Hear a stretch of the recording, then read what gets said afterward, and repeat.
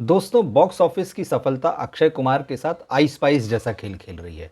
खास तौर पर कोरोना के बाद के दौर में अक्षय कुमार जबकि किसी भी फिल्म में हिट नहीं हो पाए हैं, और इस साल जब उन्हें लग रहा था कि वो पिछली नाकामियों को धो देंगे, पहले स्काई फोर्स आई, फिर उसके बाद में केसरी चैप्टर 2 आई। ये दोनों फिल्में विनर नहीं हो सकी, बॉक्स ऑफिस पर लूजर साबित हुई। तीसरी फिल्म से बड़ी उम्मीदें थी कि हाउसफुल 5 जो है, अक्षय कुमार को उनका पुराना स्पॉट कह लीजिए कि वो हिट एक्टर हैं, वहाँ पहुँचा देंगी। मगर अब जो बॉक्स ऑफिस का नतीजा आया है, उसने कहा है कि ऐसा नहीं होने जा रहा है। तो अक्षय कुमार की हाउसफुल 5 बॉक्स ऑफिस पर हिट नहीं हुई है। क्यों इस फिल्म का ये नतीजा आया है और क्या डिटेल्स है, आंकड़े क्या कह रहे हैं, इस वीडियो में हम इसी के बारे में बात करेंगे। इस साल 6 जून को जब ये फिल्म रिलीज हुई थी डायरेक्टर तरुण मनसुखानी की, तब काफ़ी शोर था और इस मल्टी स्टारर फिल्म को अक्षय कुमार की लगभग सोलो हिट जैसा जो है प्रमोट किया गया। अक्षय प्रमोशन में सबसे आगे रहे। फिल्म रिलीज होने के बाद वो खुद अपने चेहरे पर मास्क लगाकर मुंबई के एक थिएटर में पहुंच गए लोगों से फिल्म के बारे में जानने के लिए कि कैसी लगी, या फिल्म का रिव्यू लेने के लिए कई सारी चीज़ें की। वो कुछ शहरों में भी घूमे, लेकिन ओवरऑल नतीजा ये आया है कि हाउसफुल 5 बॉक्स ऑफिस पर कामयाबी से दूर रह गई है। इस फिल्म को बॉक्स ऑफिस के आंकड़ों के लिहाज से हिट नहीं कहा जाएगा। तो सबसे पहले मैं आपको koimoi.com की एक खबर बताता हूं, जो ये कह रही है कि अक्षय कुमार की फिल्म बॉक्स ऑफिस पर नाकाम साबित हुई है, लूजर साबित हुई है। अब इसके जो आंकड़े हैं वो क्या कह रहे हैं, वो मैं सबसे पहले आपको बताता हूं। तो koimoi.com ने लिखा है, फिल्म का कुल बजट 225 करोड़ रुपए था, और अब इसका जो बॉक्स ऑफिस कलेक्शन रहा वो किस तरह से रहा समझिए। भारत में इस फिल्म ने नेट कलेक्शन किया 198.41 करोड़ रुपए। भारत में इस फिल्म का ग्रॉस कलेक्शन हुआ 234.12 करोड़ रुपए। ओवरसीज में इस फिल्म का ग्रॉस कलेक्शन था 69.60 करोड़ रुपए, और वर्ल्ड वाइड इस फिल्म का ग्रॉस कलेक्शन रहा 304.12 करोड़ रुपए।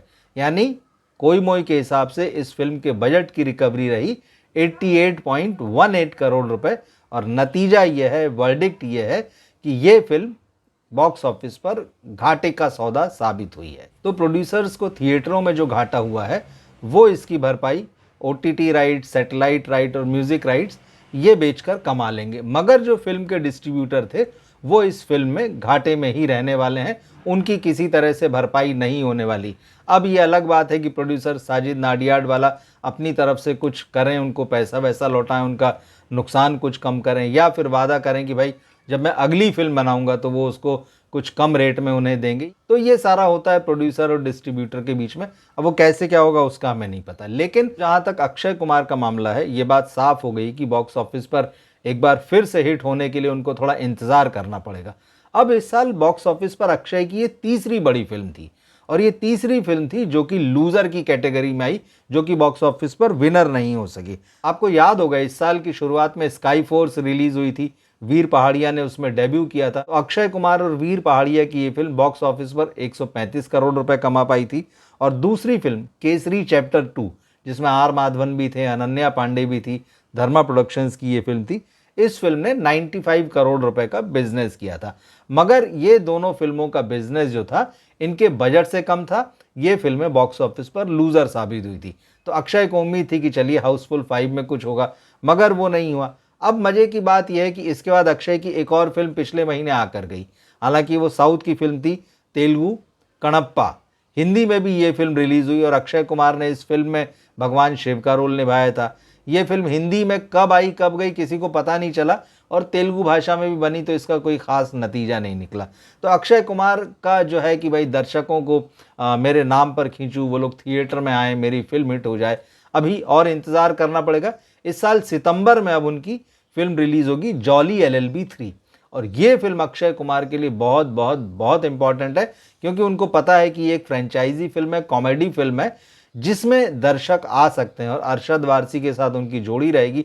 कहीं ये फिल्म भी अगर नहीं समझी तो अक्षय कुमार के लिए दरवाजे जो है अब बंद होने जैसी स्थिति में आने लगेंगे, क्योंकि बहुत लंबा अरसा हो गया। कोविड 2019, उसके बाद से लेकर अब ये 2025 चल रहा है, और अब 25 जब सितंबर आएगा तो जाने जाने की स्थितियां शुरू हो जाएगी। अगर इन 5-6 सालों में अक्षय कुमार के नाम पे कोई सफलता नहीं दिखती है और एक के बाद एक वो फिल्में कर रहे हैं, जैसी उनकी ज़िद है कि साल में 4 फिल्में लाऊंगा, 1-2 में गेस्ट अपीयरेंस कर लूँगा, आपको मुझे हर दूसरे महीने देखना ही है।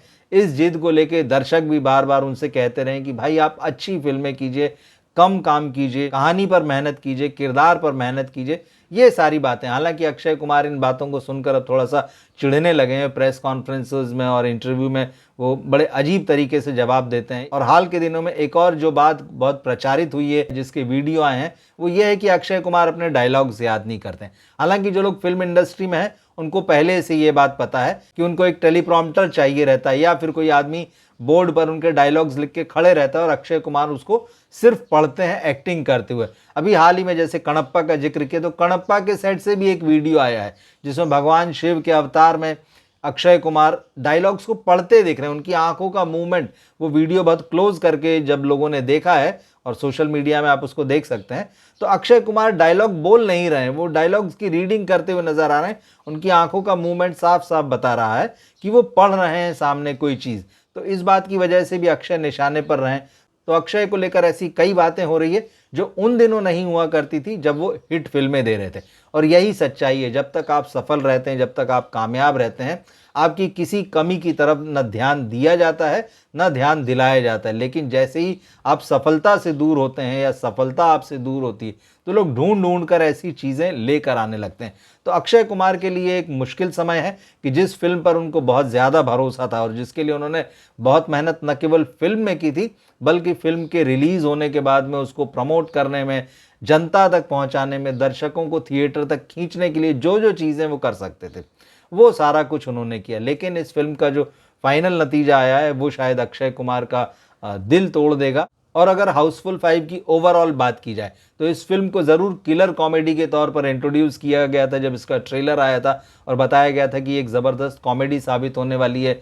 बड़े महंगे बजट में लेविश ढंग से शूट हुई है, एक जहाज़ पर इसको शूट किया गया है। ये सारी चीज़ें आकर्षित करने के लिए थी, मगर ट्रेलर में जिस तरह का फूहड़पन, जिस तरह के डबल मीनिंग डायलॉग और सीन दिखाई दिए थे, उसी ने बहुत सारे लोगों को इस फिल्म से दूर कर दिया था। और इसके बाद में जब ये फिल्म थिएटर में आई तो ये साफ हो गया है कि ये कॉमेडी नहीं बल्कि एडल्ट कॉमेडी, या इसको आप सेक्स कॉमेडी भी कह सकते हैं। अब प्रोड्यूसर साजिद नाडियाडवाला, जो कि इस फिल्म के राइटर भी थे, तो उन्होंने इस फिल्म में एक्सपेरिमेंट किया।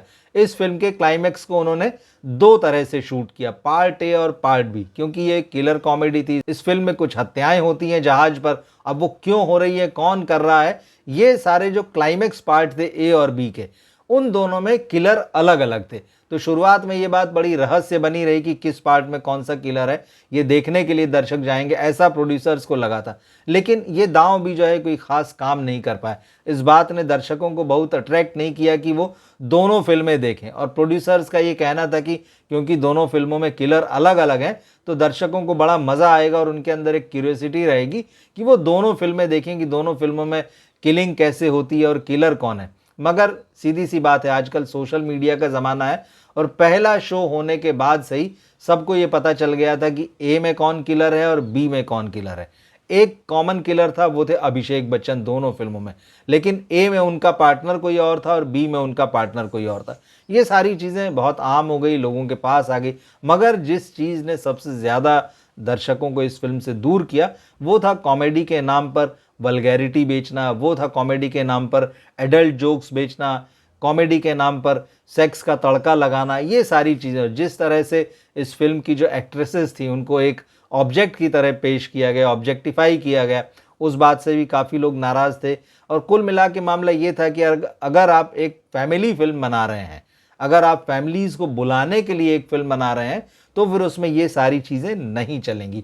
तो ये बड़ा मैसेज था और इस बात ने कहीं ना कहीं इस फिल्म के फाइनल नतीजे को मुझे लगता है बड़ा धक्का पहुंचा है। क्योंकि अगर ये सारी चीज़ें नहीं होती, ये अगर एक साफ़ सुथरी कॉमेडी फिल्म होती है, फैमिली के साथ देखने लायक ये फिल्म होती, तो दर्शक इसे देखने के लिए ज़रूर जाते। और हमें ऐसे भी लोग मिले जिन्होंने ये फिल्म देखने के बाद कहा कि यार हम फैमिली के साथ ये फिल्म को देखने गए तो बड़ी शर्मिंदगी महसूस हुई, हमें लगा कि हम फंस गए, हम क्या देखने आए हैं। और सोचिए, ये सब लोग बड़े बड़े नामों को देखने आए थे। सबसे पहला नाम तो अक्षय कुमार थे, उसके अलावा अभिषेक बच्चन, रितेश देशमुख, संजय दत्त, जैकी श्रॉफ, नाना पाटेकर, मतलब और भी तमाम इस फिल्म इंडस्ट्री के 20 से ज़्यादा चेहरे ऐसे थे जो बहुत जाने पहचाने और जिनको देखने के लिए दर्शक गए थे।